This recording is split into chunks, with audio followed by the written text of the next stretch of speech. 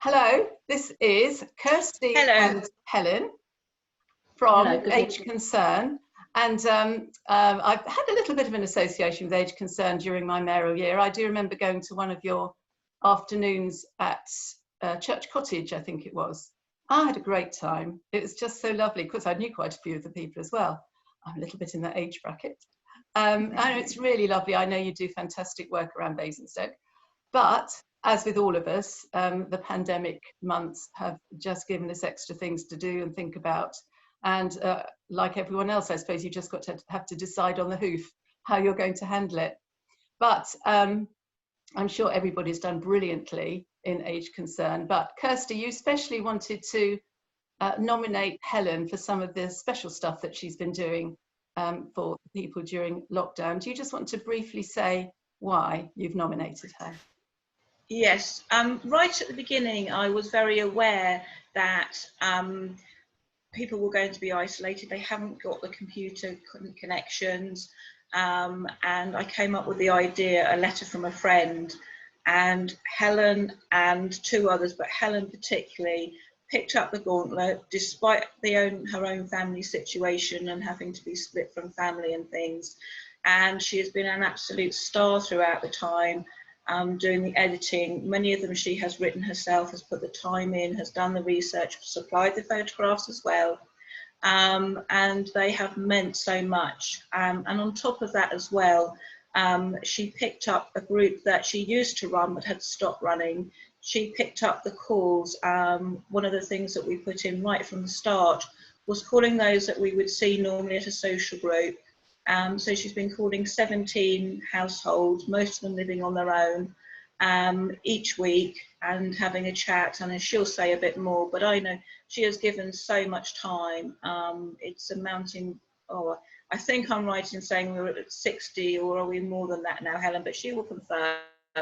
And taking the time, and then since we've come out of lockdown, encouraging people, because they've not been out, and though they may have had neighbours next to them in the flats, they weren't able to go out to their flats and see each other. So there was a real isolation. And so many people have done so much, but Helen is one of those who has gone so much above and beyond in what she's done. That's just so lovely to hear.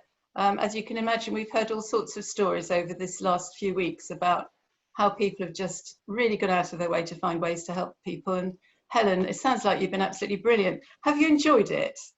Oh, I have absolutely enjoyed it. It's been an absolute pleasure talking to these people every week, but also them letting me into their lives.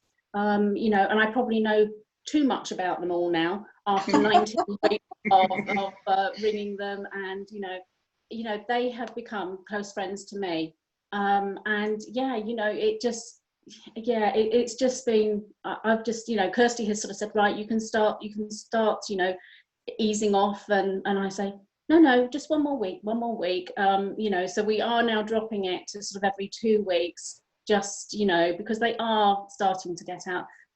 They have been, at the beginning, it was very, very difficult, and it was very stressful taking those calls and hearing from them.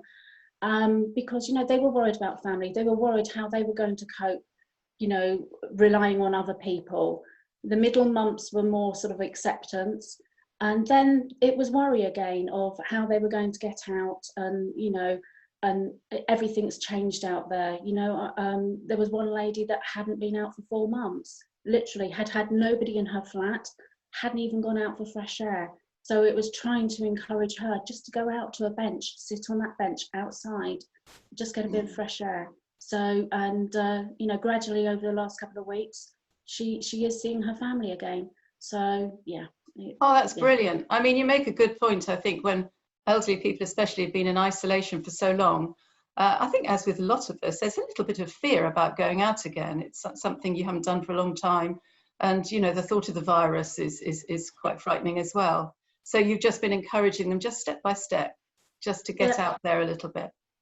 Step by step, and and gradually, because their families have been saying that to them, but they just, so yeah, I think all of them now have been out in some way or another to somebody's house, or you know, they may have made that trip into Festival Place, or, you know, just, yeah, so, you know, they're getting there. So. And you've been finding these ways to just draw people out and bring some interest into their lives. And Kirsty's just sent me one or two of them.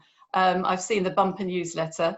One thing that intrigues me is the Wash Day reminiscences. What's that about? Well, it was just basically sort of like saying to them, do they remember, you know, when their mum did a wash day on a Monday, the clothes may have gone in on the Sunday, and the different things, you know, not the modern technology that we have now. So, you know, you've got the mangle, you know, having to soak the things, and just how hard the work was. I was able to borrow some photos for that one from the memory box, but the rest of the other photos from the newsletters are sort of all from my family albums, and they're all sort of black and white ones, and just, you know, and we've had so much positive feedback on the newsletters. You know, it sounds real fun, actually, I must admit, just opening the door to reminiscences like that. That's all you need to do somehow. You just give them a trigger, don't you? I say with me. Yeah, suddenly you can, oh, I've got all sorts of things to say about Wash Day.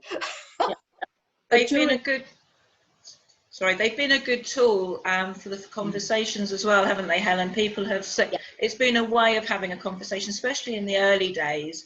And the Wash Day one was one of the early ones that went out because everybody was cleaning. It was lockdown. What could we do? And I think that's what kind of brought that one. And obviously on the bumper edition, you can see some of the comments that people have put, and how much they look forward to them. And at the start, I managed to get them printed just as lockdown was happening, and we had 6 printed. I hadn't got labels done, so they were handwritten. I was at home writing out the envelopes each week to the sort of 75 we were sending out. And so they recognise my handwriting, and we're waiting for these envelopes. They have now gone over to stickers. We are still sending them. And they look forward to that. And Helen will also say there's so many stories of how families have said keep them. And it's got families to talk about things as well and say, actually, Mum, tell us about that. Tell us about things. That's and brilliant. I spoke to one lady in Overton the other day, and her family had been trying to encourage her to write, and they bought her a book, and actually one of the letters has kick-started her, and it's made to do that, and it's made her sit down and put the things down, and she's put it in there. I can't remember which one it was, but it was her life. It was what she remembered, and it's inspired her to write things down. So it's lovely to hear that there are positives from all that you've done during lockdown, which are going to translate once life gets back to normal again. Presumably, you know, you'll carry on with some of these special triggers, etc. Is there anything else that you think has been positive for age-concerned people about lockdown, or has it generally been just a time to get through as best you can? I think this whole project, in a way, I mean, it came up so quickly over the sort of weekend as we knew lockdown was coming. And I'm so glad I pushed forward. Thank you very much to the Rotary Club of Basingstoke and Deane, because they funded the postage on it and the printing and enabled us to do that. And yeah, it's good that something positive has come out. It has kept people going, and they felt that they've not got forgotten. Because I think that was as well a comment we've had a lot. They were going to feel that like they've got forgotten. And as much as people wanted to embrace technology, we are looking at people who are mainly in their 80s, and they tried 10 years ago or so to do phones and things, and they haven't been able to do it. And therefore, you know, though we had one group that were doing Zoom calls, which was fantastic, but on the whole, people aren't able to, or they didn't have the internet connection and things. So yeah, it's finding new ways of going forward. Thank you. I know the people that I spoke to, they were just very grateful that they hadn't been forgotten, you know, that they had had the phone calls, they had had the letters, and the letters, you know, even now they're saying to me, when's the next one coming? When's the next one coming?